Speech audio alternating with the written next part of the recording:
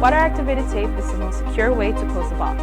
In this video, I'm going to show you the best practices for how to apply water-activated tape to a corrugated box.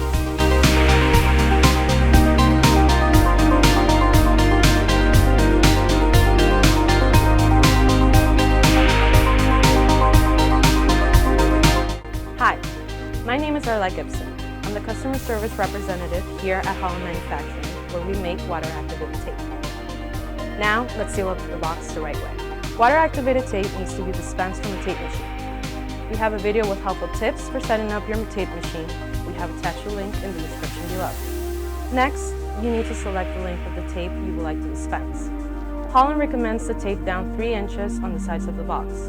If you have an overstuffed carton, consider extending down 4 inches. Select the desired length and dispense the tape.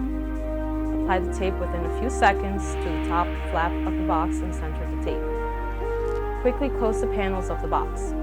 Press your hands down in the middle of the carton and slowly move your hands to the edge of the box, wiping the tape down. Steady pressure will help to drive the water-activated adhesive into the corrugated box.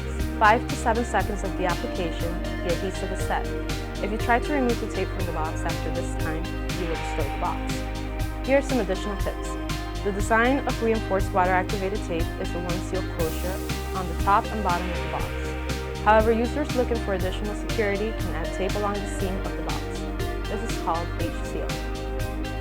Try to avoid taping over the tape. The product is not designed to be layered. At Holland Manufacturing, we can assist you with all your water-activated tape requirements and questions. In the description below, we will include additional information on how to contact us. If you found this video helpful, please give us a thumbs up